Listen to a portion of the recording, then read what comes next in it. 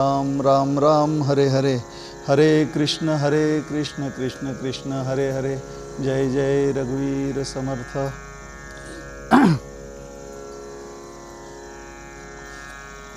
आपण ज्ञान्यांचा विचित्रपणा हा विषय आपला सुरू होता की ज्ञानी कसे विचित्र असतात।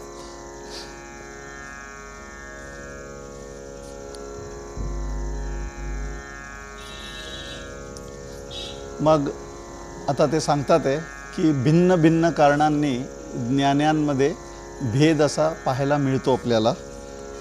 ते कारण कसे असतात? अधिक उणी बुद्धी, कमी जास्त वासना, आणि त्यानुसार मग त्यांना करावं लागणारं साधन। अशा पद्धतीने ज्ञानी आपल्यासमोर वेगवेगळे येतात। आता काल आपण पाहिलं की ज्याच्या बुद्धीवर स्वभावतः वासनांचे पूट जर विरळ असतील तर त्याचं कमी साधनात काम होऊन जातं, असा ज्ञानी असतो। दुसरे असे असतात की त्यांनी पुष्कळ काळापर्यंत ज्यांनी साधन चालवलं आहे, ज्यांची वासना शुद्ध नसेल, मग हळूहळू शुद्ध होऊन ते सुद्धा एक कालांतराने ज्ञानी होतात। आणि स्वभावतःच ज्यांचे मन वासनांनी अतिशय घनदाट भरलेले असतात, मग त्या ज्ञानांना सुद्धा दीर्घकाळपर्यंत उपासना साधना हे सगळं करावं लागतं आणि मग शेवटी ते ज्ञानी होतात। असे आपण काल उत्तम, मध्यम आणि कनिष्ठ असे 3 अधिकारी बघितले होते। आता दत्त भार्गवच्या भाषेमध्ये त्यांना काय म्हणतात तो एक विषय राहिला होता, तो आज आपण आत्ता सुरू बघतोय। तर ते म्हणतात आहे की हे बघा, ज्ञानी भिन्न भिन्न आढळतात आणि चित्ताच्या परिपक्व अवस्थेत त्यांचा भेद असतो, आणि म्हणून कमी जास्त आवरण बुद्धीवर त्यांच्या वासनांचे असतात, आणि म्हणून त्याप्रमाणे ते ज्ञानी आपल्याला आढळतात। मग हा भेद कसा असतो पहा, असं आता दत्तात्रय परशुरामांना सांगतात। आहे कसा भेद असतो ते म्हणतात की ब्रह्मा विष्णू महेश हे जन्मतःच ज्ञानी आहे, पण तरी कार्यभेदाने तिन्ही वेगळे वेगळे आहे। म्हणजे एक उत्पत्तीमध्ये दंग आहे, एक स्थितीला विष्णू स्थिती सांभाळतो, जगाची उत्पत्ती करता ब्रह्मदेव असतो, आणि प्रलय करता रुद्र महादेव महेश या नावाने असतो, असे ते आहे। आणि मग म्हणतात की आम्ही अत्री ऋषींचे 3 पुत्र, दत्तात्रय स्वतः म्हणतात की आम्ही अत्रींचे 3 पुत्र, एक दुर्वासा तो सदोदित क्रोधाने भरलेला आहे, दुसरा चंद्र तो भोगविलासातच दंग आहे, आणि तिसरा मी असा सर्वसंग परित्यागी आहे। आता इथे आपल्याला एक गोष्ट लक्षात घ्यायची आहे की आपल्या समोर जी मूर्ती आहे दत्तात्रयाची, ती 3 मुखाची आहे, आणि ती एक प्रतीक म्हणून आहे, ईश्वराचं प्रतीक आहे। ब्रह्मा विष्णू आणि महेश या रूपाने आहे। वास्तविक दत्तात्रय स्वतःचा परिचय ह्याच्यात देतात की आम्ही अत्री ऋषींचे 3 पुत्र, दुर्वासा, चंद्र आणि मी असे 3 पुत्र सांगितलेले आहे। ह्याचा अर्थ असा आहे की जे दत्तात्रय इथे गुरु म्हणून आहे ते 3 मुखी नाही, लक्षात घ्यायचं आहे आपल्याला। मग हे जे 3 मुखी आहे, मग हे कोणी वेगळे आहे का? अर्थातच वेगळे नाही, पण हे प्रतीक म्हणून आहे। ईश्वर जो आहे त्यांनी जेव्हा सृष्टी निर्माण करण्याचं ठरवलं, तेव्हा निर्मितीकरता ब्रह्मदेवाला त्याची नेमणूक केली, आणि विष्णूला ते जग सांभाळायला दिलं, आणि जगाचा प्रलय जो आहे तो रुद्राच्या हाती करवण्याचं ठरवलं, आणि म्हणून या 3 पदवी तयार झाल्या। ब्रह्मा विष्णू महेश जे आहे हे 3 जे आहे हे कार्यवाह आहे, कार्य करणारे आहे, आणि म्हणून यांना तिन्हींना एकत्र म्हणून आपण जेव्हा पाहतो तेव्हा हे ईश्वर स्वरूप आहे। ईश्वराला आपण, तो कसा असतो? सगुण असतो, पण तो निराकार असतो।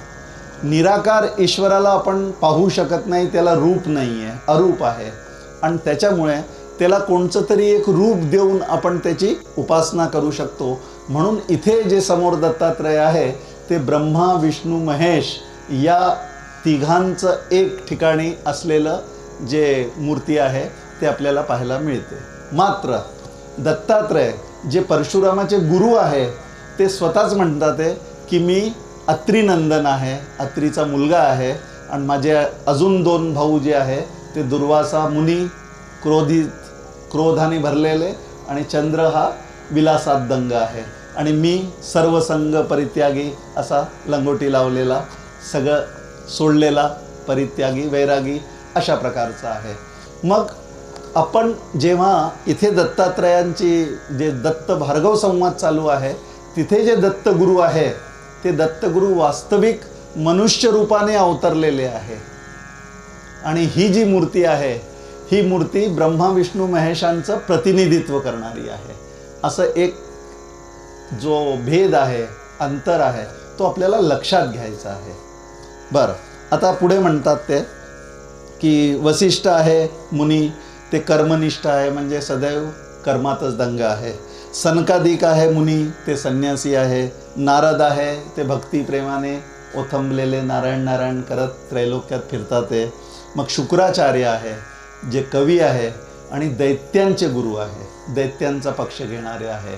मग गुरु जे आहे ते देव पक्ष घेणारा आहे, देवांचा गुरु बृहस्पती असं म्हटलेलं आहे.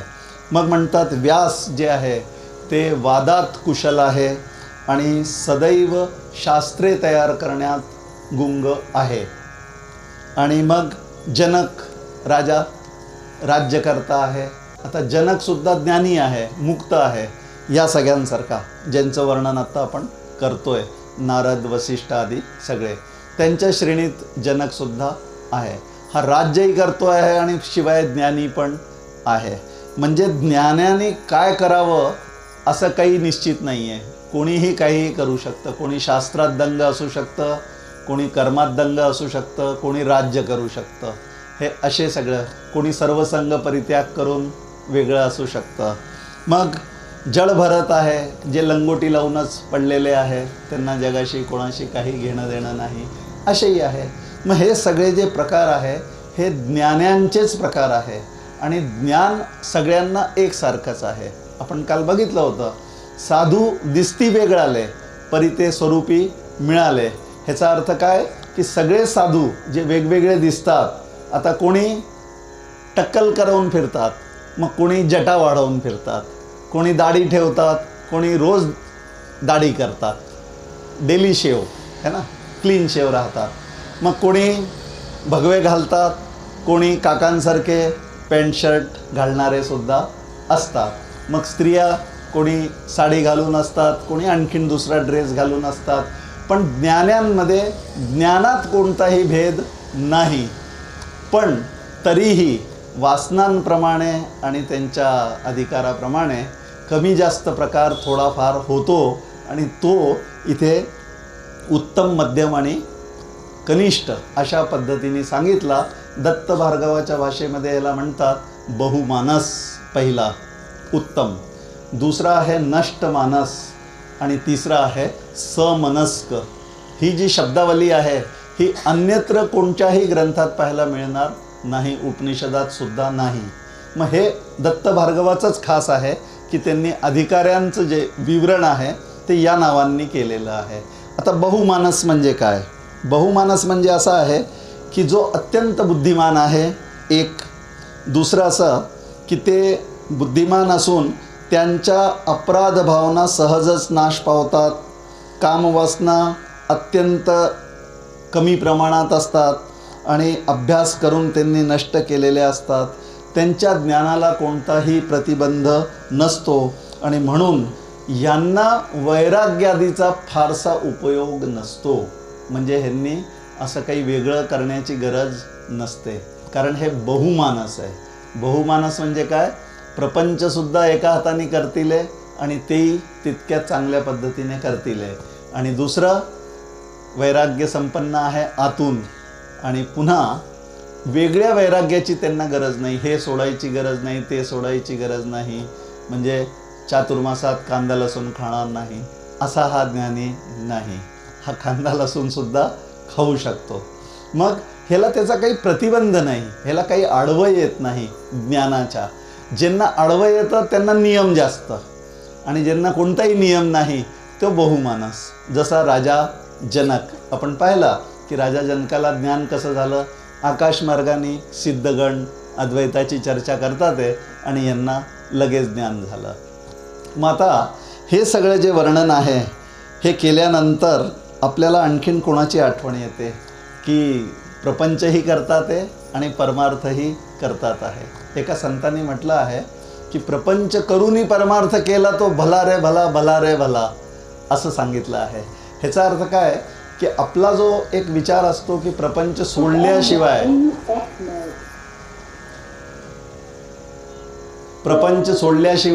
परमार्थ होणार नाही, असं काही नसतं. प्रपंच करून सुद्धा परमार्थ करता येतो ह्यांच्याकडे बघून. आता आपणच डॉक्टर काकाच आपले बघितले तर पॅन्ट शर्ट सुटेड बुटेड योगी अशा प्रकारचे आहे. त्यांनी डॉक्टरी केली, किती त्यांचे पेशंट्स होते पंचक्रोशीत, माझ्यापेक्षा तुम्हाला जास्त माहिती. मग त्यांना साहेब म्हणून आजही सगळेच लोक जाणतात आणि त्यांचा एक वेगळा सन्मान आहे डॉक्टर म्हणून सुद्धा. आणि पुन्हा परमार्थात लागले तर असे की त्यांचे बहुसंख्य आज शिष्य आहे, आमच्यासारखे कुठून येतात. मुरगुडवासियांनी एकदा सांगितलं की तुम्ही लोक नागपूरहून इथे येता तेव्हा आम्हाला कळतं की ही महान व्यक्ती आहे, आम्हाला पहिले नव्हतं माहिती, असं एकदा ऐकलं होतं मी काही वर्षांपूर्वी. मग ह्याचा अर्थ असा आहे की राजा जनकासारखे हे एका हाताने प्रपंच पण चांगल्या पद्धतीने करणारे आहे, त्याच्यातही कोणतीही कमतरता नाही, वैभव राजासारखा. आणि पुन्हा परमार्थ म्हटला तर त्याच्यातसुद्धा चांगल्या पद्धतीने परमार्थ करणार ज्ञानियांचा राजा. मग असं यांना म्हणतात बहुमानस. आता दुसरे जे असतात त्यांना म्हणतात नष्ट मानस.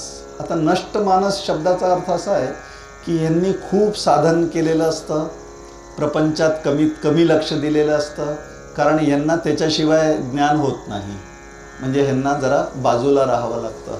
आणि हे एक आणखीन प्रकार सांगितलेला आहे शास्त्रामध्ये, त्याला म्हणतात बालोन्मत्त पिशाच्यवत्त. म्हणजे एखाद्या बालकासारखे निरागस काही पण करतात आणि शिवाय पिशाचोन्मत्त म्हणजे उन्मत्त असे पिशाच्यासारखे माशे असतात, ज्यांना आपण अवलिया संत म्हणतो.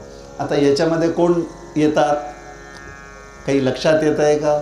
गजानन महाराज आहे, अक्कलकोटचे स्वामी समर्थ आहे, की हे लोक असा ग्रंथ लिहिणार नाही, प्रवचन करणार नाही, पण ज्ञानी आहे आणि नष्ट मानस आहे. त्यांनी आपल्या मनाला नष्ट करून टाकलं आहे, म्हणजे प्रपंचात अजिबात कोणत्याही गोष्टीचा त्यांच्यावरती परिणाम होत नाही.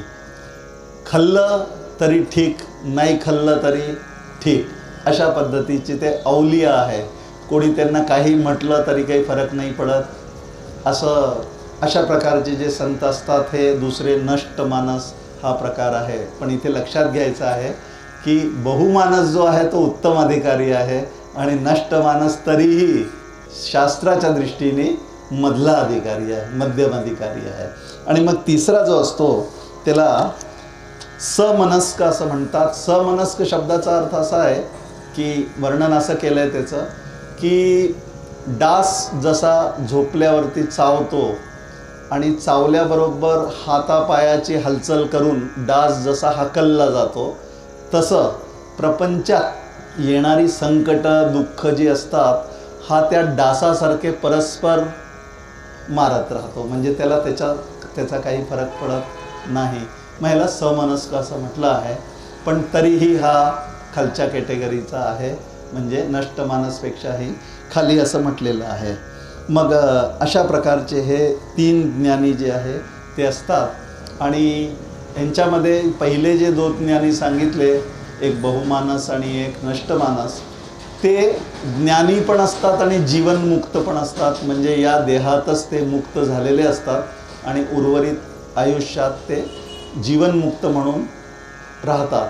आणि हे जेव्हा देह ठेवतात तेव्हा यांना विदेहमुक्त असं म्हटलं जातं. आता राजा जनकांना विदेही जनक म्हटलं जातं, तर ते जिवंत असून सुद्धा विदेही असं म्हटलेलं आहे तर ते त्यांचं भूषण आहे, वेगळी आहे. पण विदेही शब्दाचा अर्थ देह ठेवल्यानंतरचा जो जीवनमुक्त, की ज्याला पुन्हा जन्म येणार नाही, त्याला जीवनमुक्त विदेही देह ठेवल्यानंतरच म्हणतात. विदेही जनक जे आहे ते त्याला एक अपवाद आहे. मग अशा पद्धतीचे हे ज्ञानी असतात. आणि तिसरा जो ज्ञानी समनस्क आहे, ह्याला ज्ञान मात्र झालेलं आहे. हा जेव्हा ध्यानधारणा करतो, समाधीत राहतो, तेव्हा हा पूर्ण ज्ञान संपन्न असतो. ज्ञान झालेलंच आहे, संसार त्याच्याकरता मिथ्या आहे, पण तरीही संसारातले सगळे दुःख सुख भोगतो. आणि जेव्हा हा देहांत होतो याचा, तेव्हा हा मुक्त होतो. हा जीवनमुक्तीचे जे सुख आहे ते भोगू शकणार नाही. म्हणजे हा गेल्यानंतरच विदेह आणि जीवनमुक्ती याला दोन्ही एकसाथ मिळतात. मग असे हे दत्त भार्गवांनी सांगितलेले 3 प्रकारचे ज्ञानी आपल्या लक्षात येतात. आता पुढे, आता शेवटला जो अध्याय आहे त्याचं नाव आहे देवीचा अवतार. मग परशुरामाला दत्तात्रेयांनी ज्ञानांमध्ये वेगळेपण कसे असते हे सांगितले. आणि आता पुढे ते एक कथा सांगतात. ते म्हणतात की ब्रह्मदेवाच्या सभेत एकदा ज्ञानसत्र सुरू होते आणि तिथे सगळे ऋषीमुनी हजर होते. कोण कोण होते? भृगु ऋषी होते, वामदेव होते, नारद होते, विश्वामित्र, अंगिरा, असे थोर थोर ब्रह्मर्षी आणि राजर्षी असे होते, जमा झाले होते. मग त्यांनी तेथे सूक्ष्मातला सूक्ष्म विषय काढून आत्मतत्वाची मीमांसा केली, विचार केला. आणि मग त्यावेळी ऋषींनी ब्रह्मदेवाला एक प्रश्न केला. ते म्हणाले की देवा, आम्हाला हे सांगा की हे जे ज्ञानी आहे हे सगळे वेगळे वेगळे आहे. नारद, आपण पाहिलं, नारद भक्ती प्रेमाने ओथंबलेला, वसिष्ठ कर्मनिष्ठ वगैरे वगैरे. मग असे असताना ह्यांच्यापैकी श्रेष्ठ कोण, असा एक प्रश्न त्यांनी ब्रह्मदेवाला विचारला. आणि मग ब्रह्मदेवाच्या मनात असं आलं की आता मी काही जर सांगितलं ह्यांना तर ह्यांचा विश्वास बसेल की नाही, कारण हे सगळेच ज्ञानी आहे. मग ह्यांचा विश्वास माझ्यावर बसेल की नाही सांगता येत नाही. म्हणून ह्यांना काय करावं, महादेवांकडे घेऊन चलावं. मग ते म्हणाले की मला तर ह्याच्याबद्दल निर्णय माहीत नाही, आपण महादेवाकडे चलून निर्णय करू. महादेवाकडे गेले तर तिथे विष्णू पहिलेच होते बसलेले. मग यांनी महादेवालाही तोच प्रश्न केला की या सगळ्या ऋषींनी विचारलं आहे की आमच्यामध्ये श्रेष्ठ कोण आहे, सांगा. मग महादेवाला सुद्धा ब्रह्मदेवाचा जो मनोगत होता तो लक्षात आला. मग त्यांनी म्हटलं आपणही हे सांगण्याच्या भानगडीत पडू नये, नाही तर हे म्हणतील की हे महादेवाचं मत आहे, म्हणजे पुन्हा ह्यांचं मत महादेवाच्या मतापेक्षा वेगळं असू शकेल, आणि म्हणून आपण काही बोलू नये. मग महादेव म्हणाले की असं करू आपण की हे सगळं विद्यादेवीलाच विचारू, श्री विद्यादेवी, तिचं आवाहन करू आणि तीच आपल्याला मार्गदर्शन करेल, हे चांगलं. आणि मग सगळ्या तिथे बसलेल्या ऋषीमुनींनी, देवांनी मिळून त्या विद्यादेवीचं आवाहन केलं, ध्यान केलं. आणि मग ती महेश्वरी, चितशरीरी भगवती श्री विद्यादेवी हिला आवाहन करण्यात आलं. आणि मग ती तिथे शब्दरूपाने आकाशात प्रगट झाली, म्हणजे आकाशवाणी झाली असं म्हणू आपण. तर तिथे शब्दरूपाने प्रगट झाली. ती प्रगट होताच ऋषींनी म्हटलं की देवी श्रीविद्ये, तुझ त्रिपुरेश्वरीला आमचा साष्टांग नमस्कार असो. आता इथे पुन्हा त्रिपुरा देवीने आपल्याला शब्दरूपाने, आकाशवाणीच्या रूपाने दर्शन दिलेलं आहे. आपण पुन्हा पुन्हा त्रिपुरा देवीचा हे करतोय, दर्शन घेतोय.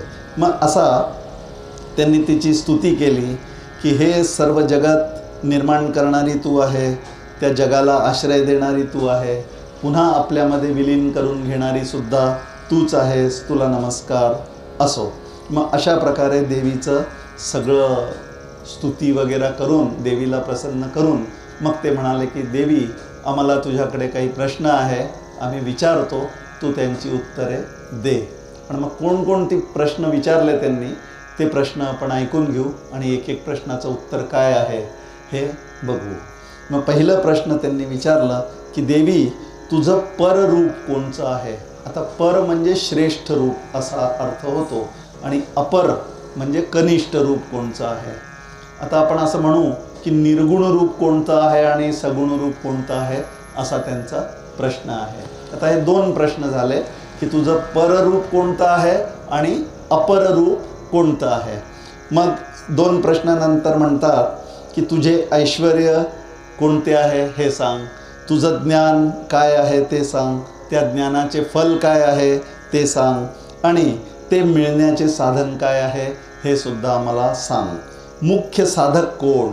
आता ज्या प्रश्नाकरता हे लोक आले होते की आमच्यापैकी मुख्य कोण, तर मुख्य साधक कोण, सिद्धीची पूर्ण अवस्था कोणती आहे, सिद्ध पुरुषामध्ये श्रेष्ठ कोण आहे, तर हे देवी हे सर्व आम्हाला सांग. अशा प्रकारे हे 9 प्रश्न त्यांनी टाकलेले आहे आणि आता देवी सगळ्या प्रश्नांचे उत्तर देणार आहे.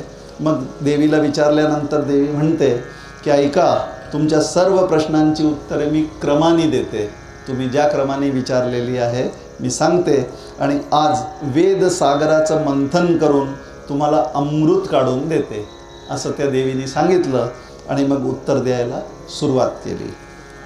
ती म्हणते की माझे पररूप ऐका कोणते आहे, श्रेष्ठ रूप. मग ज्याच्या ठिकाणी हे सर्व जगत दर्पणातील प्रतिबिंबाप्रमाणे उत्पन्न होते, म्हणजे हे जगत जे आहे हे वास्तविक उत्पन्न झालेलं नाही, आरशातल्या प्रतिबिंबाप्रमाणे आहे, म्हणजे भासरूप आहे, काल्पनिक आहे. दर्पणाशिवाय जसं प्रतिबिंबाला अस्तित्व नाही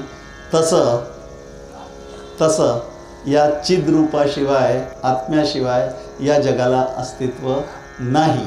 मग असं हे रूप आहे. मग याच ठिकाणी हे जगत अशाच प्रकारे आरशात प्रतिबिंब जसं उत्पन्न होतं, काही काळ राहतं आणि नंतर नाहीसं होऊन जातं, त्याचप्रमाणे हे जगत जे आहे हे ज्यांना आत्मज्ञान नसतं त्यांना सत्यत्वाने भासतं, ज्यांना आत्मज्ञान नसतं त्यांना हे जगत खरं आहे असं वाटतं. मग म्हणतात की योग्यांना मात्र हे निर्विकल्प म्हणून समाधीमध्ये त्याचा अनुभव येतो, कारण ते जगाला सोडून विचार न करता जगाचा एक निर्विकल्प समाधीमध्ये जातात, ध्यान करतात, समाधी लावतात आणि त्या समाधीमध्ये त्यांना जगाचा कोणताही अनुभव नसल्यामुळे तिथे ती निर्विकल्प समाधी म्हणजे आत्म्याचा अनुभव त्यांना येऊन जातो. मग म्हणतात की भक्त जे असतात ते एकनिष्ठ भक्त प्रेमाने आणि कोणतीच कामना न ठेवता, भगवंताला काहीही न मागता ते त्याचे नित्य सेवन करतात, भगवंताचे नित्य सेवन करतात. म्हणजे देव आणि भक्त ह्यांचं जे नातं आहे ते अत्यंत प्रेमाचं आहे आणि प्रेमाचा भोग त्यांना त्या भगवंताजवळ मिळतो. आता आपण पाहतो वारकरी जे आहे ते सगळे कसे एकादशीची वाट बघतात, एकादशीला विठ्ठलाला भेटतात आणि मग पुन्हा कामाला लागून पुन्हा विठ्ठलाच्या अनुसंधानात राहतात. मग असा हा एक प्रेमळ जो भाव आहे तो भक्तांजवळ भगवंताविषयी असतो. आणि मग म्हणतात की अद्वैत पदाचे ज्ञान झाले असतानाही मनाला स्वाभाविक ओढ लागून अत्यंत तत्परतेने ते देव आणि भक्त असा द्वैत स्वीकारतात. आता अद्वैत शब्दाचा अर्थ आहे एकच, म्हणजे जिथे दोन नाही. द्वैत म्हणजे दोन, अद्वैत म्हणजे एक. तर भगवंत जो आहे तो एकच आहे आणि तोच या सृष्टीरूपाने चर अचर रूपाने नटलेला असल्यामुळे एकच तो आहे, ज्यांनी म्हटलं बहुश्याम आणि ह्या जगाची आमची तुमची रचना झाली, निर्माण झालो आम्ही. मग असा जो भगवंत आहे तो शास्त्रावरून जाणता येतो आणि तेच माझं जे आहे श्रेष्ठ रूप आहे. मग हे जे आहे ह्याला आपण निर्गुण रूप असं म्हणू शकतो की ज्याला देवीने श्रेष्ठ रूप माझं आहे असं म्हटलं आहे. मग म्हणते देवी की माझं अपर रूप कोणतं आहे, मग माझं सगुण रूप कोणतं आहे. तर ते म्हणतात सर्व ब्रह्मांडांच्या पलीकडे असलेल्या अमृत समुद्रात जे रत्नांचे द्वीप आहे त्यातील एका कदंबाच्या उपवनात चिंतामणीने बनवलेले एक सुमनोहर मंदिर आहे. त्यात ब्रह्मा विष्णू महेश ईश्वर या 4 पादांचा आणि ज्याचा पृष्ठभाग सदाशिवात्मक आहे असा 5 भागाचा एक मंचक आहे. त्या मंचकावर मी विराजमान आहे, त्यावर विराजमान झालेली अनादि मिथुनात्मक जी मूर्ती आहे, त्रिपुर सुंदर मूर्ती, तेच माझे अपर रूप आहे. आता इथे समजून घ्यायचं आहे आपल्याला, त्रिपुर सुंदरी